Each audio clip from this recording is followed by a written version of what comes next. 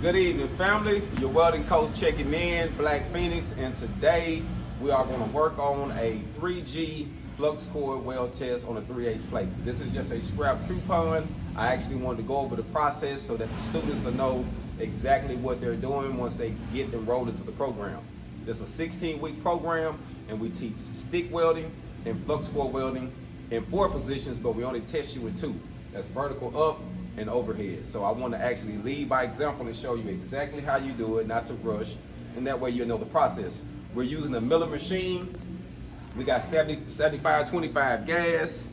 I'm running about 23.8 volts, and my IPM is 324.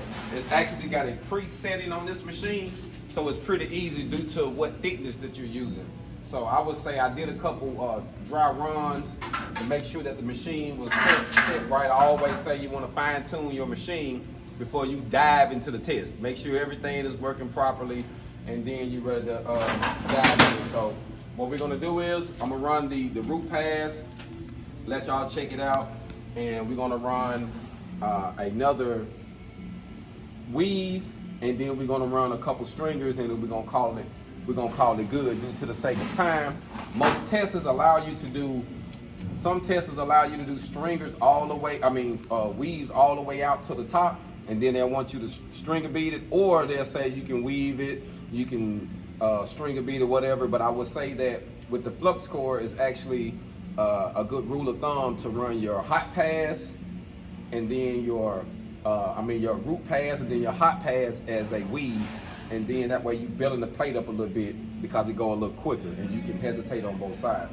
So I'm using, as you see, I got this is pretty much a 7-inch coupon on this one. So we got about a 7-inch coupon on this, and we're gonna start this process. I'm gonna go uphill, and it shouldn't take that long, fam. So don't ever get discouraged. Just make sure that you clean and prep your plate properly, and you should be okay.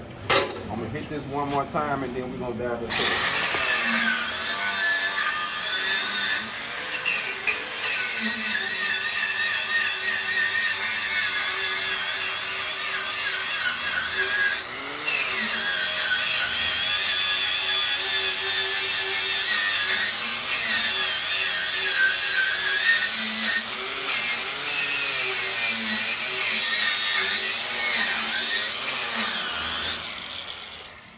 Now I would say cleaning this is next to godliness, so you want to make sure you get it clean. Having a good clean surface is going to make it a whole lot easier when you're doing your passes. So we're going to dive in. Always start at the bottom of your runoff tab. If you don't have a runoff tab on your plate when you're practicing, I would prefer you to have something you can run off on, even though this is just a practice coupon. Most testers, you're going to have a runoff tab. Normally they're gonna be at least 1 inch or 2 inches high on both ends. So this one right here is about 3/4 on both sides.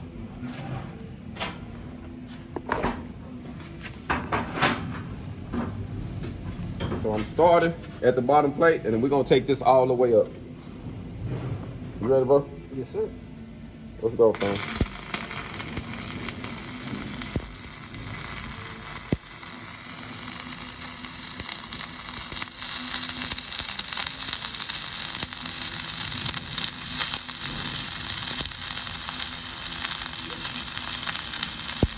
You want to make sure you're burning a good root pass in.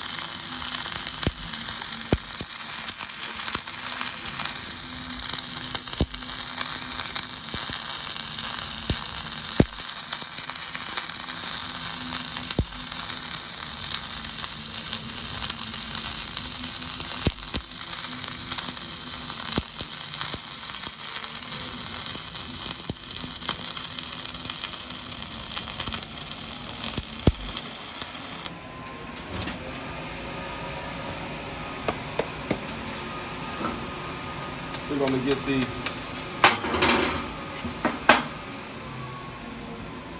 grab my light.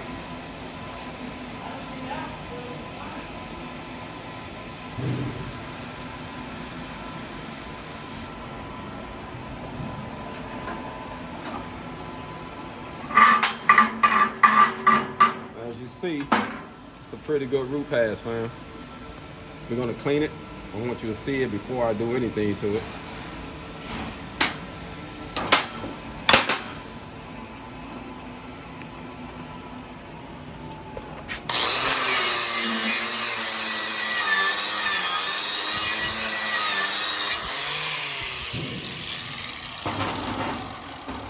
Each test you take is going to be a little different. That's a good root pass. You're going to take your time, make sure it's tied in on both sides.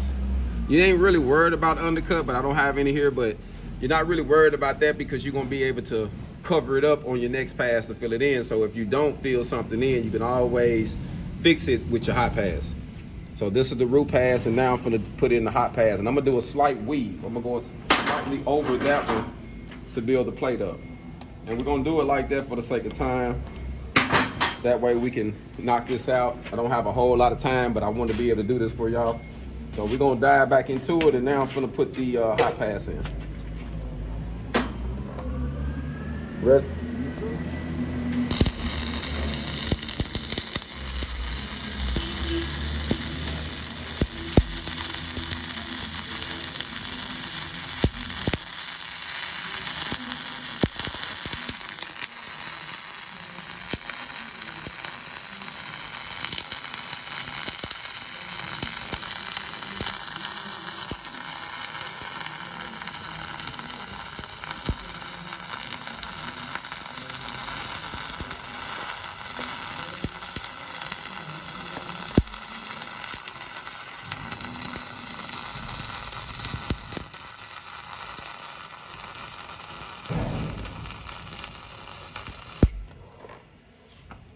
Filled it out pretty good, and I weighed it. Some of them tell you that some testers will ask you to do stringers on both sides, but I just weaved to fill it out for the sake of time. It'll cool down for a second. One thing I love about Fcaw, it is easy to work with once you figure out your process.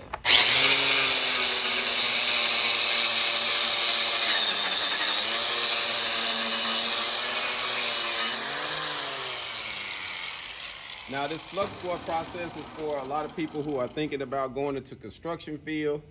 If you're going into the construction or you want to go into some fabrication, in the steel shops now they're using a lot of Fcaw because it gets good penetration, they weld on thicker material, and also it's faster. As you see, the wires just coming out. So as you see, one reason why they use the why they use the MIG process, MIG and Fcaw process, because it's more economical.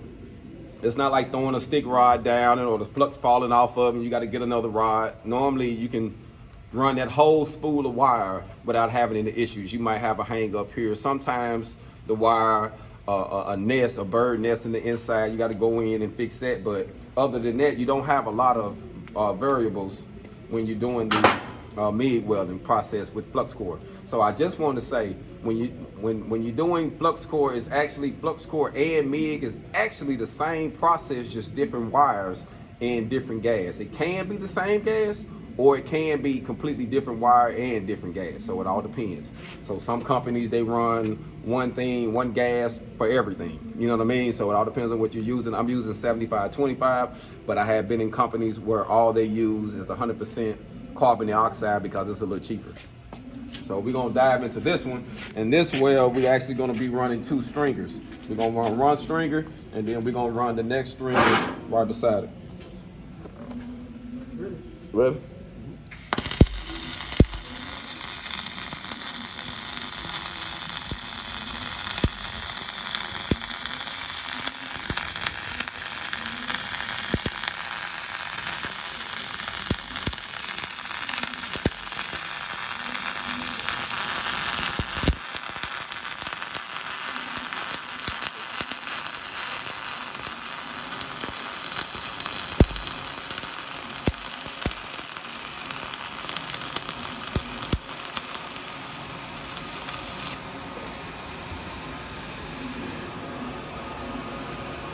Rule of thumb, always let the slag cool down before you chip it off.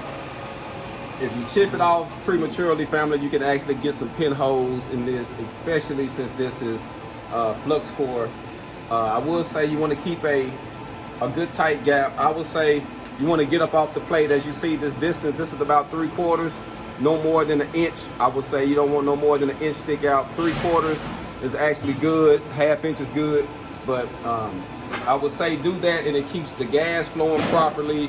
That way you getting gas flow and your wires coming out and you ain't got any popping. As you see, I don't really pretty much have no popping. Everything has been going pretty smooth for you.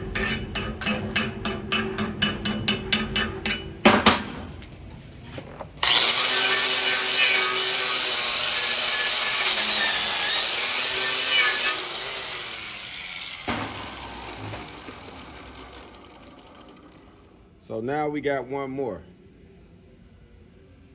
And remember, they're gonna start here at the bottom 1 inch and come up and cut it off. And they're gonna start here and cut it off. So whatever you do at the top, like you see right here, got a little skeleton at the top of it. All this is getting cut out. You see at the tip of it when I came off. So don't worry about none of this stuff at the bottom or the top. Just make sure you come all the way up and let it be what it is. And just make sure that in the weld zone where they're gonna be testing at, which is 1 inch down and 1 inch up, they're gonna take a script out of here, and that's what they're gonna be testing you with. So keep that in mind. You don't wanna have no tie-ins or no issues in the zone where they're gonna be testing it, you know, especially for those who are gonna be testing. So we're gonna dive in and do this last bead, and we should be done with this test. Y'all ready? Let's go.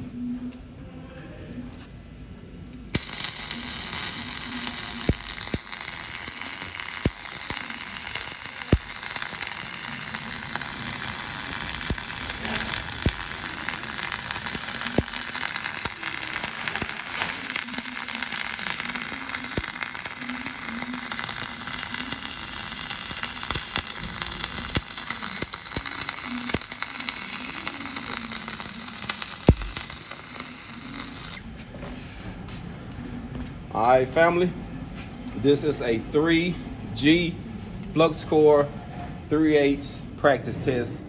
So those who know, very simple. As you see, it didn't take me a whole lot of time. I only got 1, 2, 3, 4, 5 beads. 1, 2, 3, yeah, 5. 4 to 5 beads depends on how you run your, if you're gonna run a couple stringers or you're gonna do weaves.